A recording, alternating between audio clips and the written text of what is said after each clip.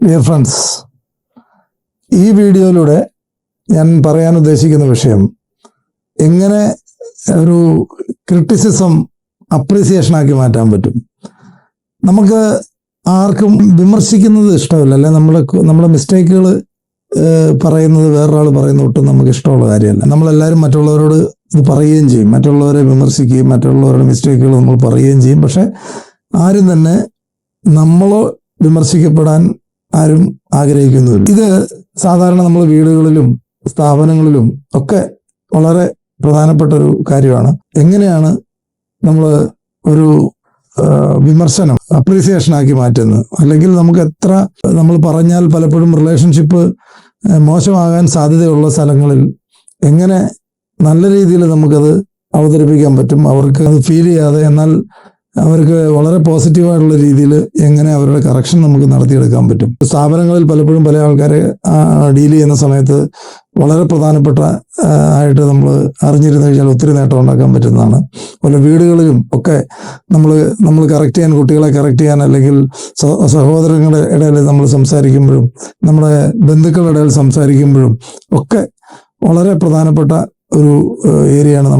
നമ്മൾ ശരിയായ രീതിയിലാണ് നമ്മൾ സംസാരിക്കുന്നതെങ്കിൽ നമ്മൾ വളരെ സാധാരണഗതിയിൽ നമ്മൾ അവതരിപ്പിച്ചാൽ കേൾക്കുന്ന ആൾക്ക് ഒരു ബുദ്ധിമുട്ട് ഉണ്ടാകാൻ, അല്ലെങ്കിൽ നമ്മളുമായിട്ട് റിലേഷൻഷിപ്പ് മോശമാകാനോ അല്ലെങ്കിൽ റിലേഷൻഷിപ്പ് കുറയാനോ സാധ്യതയുള്ള ഒരു കാര്യം നമുക്ക് വളരെ ലളിതമായിട്ട് എങ്ങനെ അവതരിപ്പിക്കാം, അങ്ങനെ നമുക്കൊരു ക്രിറ്റിസിസം അപ്രീസിയേഷനാക്കി മാറ്റാൻ പറ്റും. അപ്പം നമ്മൾ പലപ്പോഴും നമ്മുടെ സ്ഥാപനങ്ങളിൽ നമ്മുടെ സ്റ്റാഫിനെ നമ്മൾ കറക്റ്റ് ചെയ്യേണ്ടതായിട്ട് വരാറുണ്ട്. അല്ലെ സീനിയർ ആയിട്ടുള്ള ഒരാൾ അവരുടെ ടീമിൽ വർക്ക് ചെയ്യുന്ന അവരുടെ ടീംമേറ്റ്സിൻ്റെ മിസ്റ്റേക്കുകൾ നമുക്ക് പറഞ്ഞു കൊടുക്കേണ്ടതായിട്ട് വരാറുണ്ട്, അവരെ കറക്റ്റ് ചെയ്തെടുക്കേണ്ടതായിട്ടുണ്ട്. എന്നാൽ അറ്റ് ദ സെയിം ടൈം അതെങ്ങനെ അവർ പോസിറ്റീവായിട്ട് അവരതിനെ ഉൾക്കൊള്ളും. സാധാരണ ഇതിൽ ഒരാൾക്കും ഇഷ്ടമില്ല ഒരാൾ നമ്മുടെ നെഗറ്റീവായിട്ടുള്ള നമ്മൾ കുറ്റം, അത് നമ്മൾ കേൾക്കുന്ന ഒരാളെ സംബന്ധിച്ച് അതെങ്ങനെ കുറ്റമായിട്ട് തോന്നാതിരിക്കാം, അതാണ് നമ്മൾ ഇന്നത്തെ ടോപ്പിക്. അപ്പോൾ എങ്ങനെ സാധാരണഗതിയിൽ അതിന് പറയുന്നത് ഈ ഒരു അപ്രോച്ചിനെ പറയുന്നത് സാൻഡ്വിച്ച് അപ്രോച്ച് എന്ന് പറയും. സാൻഡ്വിച്ച് അപ്രോച്ച് എന്ന് പറഞ്ഞാൽ, സാൻഡ്വിച്ച് എന്ന് പറഞ്ഞാൽ എന്താണ്? നമ്മൾ 2 ബ്രെഡ് പീസ് ഉണ്ടാവും, അതിൻ്റെ നടുക്ക് വെജിറ്റബിൾസോ അല്ലെങ്കിൽ ചിക്കനോ അല്ലെങ്കിൽ എന്താണെന്ന് വെച്ച് കഴിഞ്ഞാൽ അതിനാണ് സാൻഡ്വിച്ച് എന്ന് പറയുന്നത്. ഇപ്പോൾ 2 സൈഡിലും ബ്രെഡ് പീസ് ഉണ്ടാവണം, അകത്ത് നമ്മൾ ബാക്കി നമ്മൾക്ക് വെക്കാനുള്ള സാധനങ്ങൾ അകത്ത് നമ്മൾ ഉൾക്കൊള്ളിക്കും.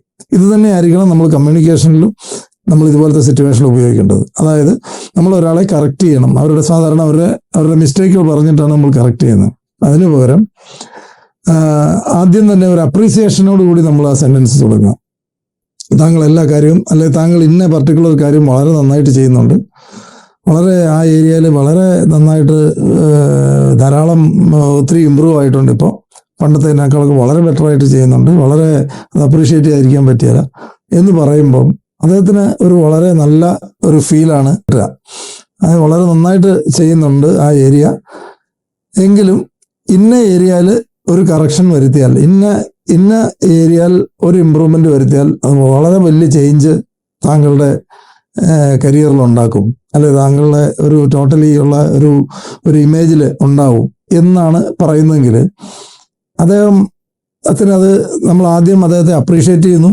അതിനുശേഷം അതായത് ഏത് ഏരിയയിലാണ് നന്നായിട്ട് ചെയ്തുകൊണ്ടിരിക്കുന്നത്, ഏതൊരാൾക്കും അവരെക്കുറിച്ച് നല്ല രീതിയിൽ ചെയ്യുന്ന ഒരു ഏരിയ ഉണ്ടാവും, അല്ലെങ്കിൽ നല്ല രീതിയിൽ നമുക്ക് അപ്രീഷിയേറ്റ് ചെയ്യാവുന്ന ഒരു ഏരിയ ഉണ്ടാവും. അത് നമ്മൾ പറഞ്ഞതിന് ശേഷം എന്നാൽ ഇന്ന ഭാഗം ഒന്ന് കറക്റ്റ് ചെയ്യാൻ സാധിക്കുകയാണെന്നുണ്ടെങ്കിൽ അത് വളരെ വലിയ മാറ്റങ്ങൾ താങ്കളുടെ കരിയറിലുണ്ടാവും എന്ന് ആണ് പറയുന്നെങ്കിൽ, അതിനുശേഷം പറയുകയാണ് ഞാനിത് താങ്കളോട് പറയാനുള്ള കാരണം താങ്കളുടെ ഗ്രോത്ത് ഞാൻ വളരെ ആഗ്രഹിക്കുന്നുണ്ട്, എനിക്ക് വളരെ ആഗ്രഹമുണ്ട്, താങ്കൾ നല്ല നിലയിൽ വളർന്നു വരണമെന്ന് എനിക്ക് ആഗ്രഹമുള്ളതുകൊണ്ടാണ് ഞാൻ പറയുന്നത് എന്നൂടെ പറഞ്ഞ് കവറപ്പ് ചെയ്താൽ അതിനാണ് സാൻഡ്വിച്ച് അപ്രോച്ച് എന്ന് പറഞ്ഞത്. അത് ആദ്യം ഒരു ബ്രെഡ് പീസ്, ലാസ്റ്റ് ഒരു ബ്രെഡ് പീസ്, നടുക്ക് എന്താണോ അദ്ദേഹത്തിൻ്റെ ഭാഗത്തുനിന്ന് വേണ്ട കറക്ഷൻ എന്താണോ അത് നമ്മൾ നടുക്ക് ഫ്രെയിം ചെയ്താൽ തീർച്ചയായിട്ടും അദ്ദേഹത്തിനോട് നമ്മൾ പറയാൻ ആഗ്രഹിച്ചൊരു കാര്യം യാതൊരു റിലേഷൻഷിപ്പ് ഇഷ്യൂ ഉണ്ടാവാതെ വളരെ പോസിറ്റീവായിട്ട് അദ്ദേഹം എടുക്കുന്നുണ്ടാവും, നമ്മളെ അദ്ദേഹം അപ്രീഷിയേറ്റ് ചെയ്യുള്ളൂ. കാരണം നമ്മൾ സ്റ്റാർട്ടിങ്ങിൽ അദ്ദേഹത്തെ വളരെ നല്ല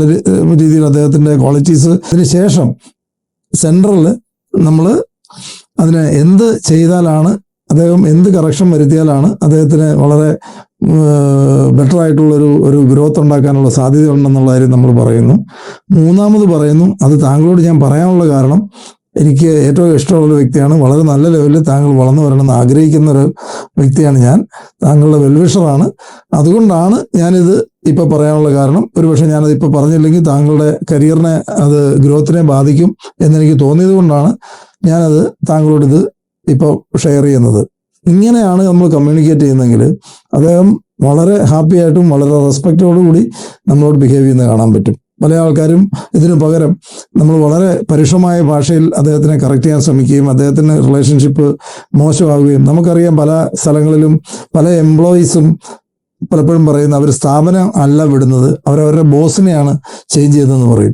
ഇതൊക്കെ പലപ്പോഴും കമ്മ്യൂണിക്കേഷനിൽ കൊണ്ടുണ്ടാകുന്ന പ്രശ്നങ്ങളാണ്.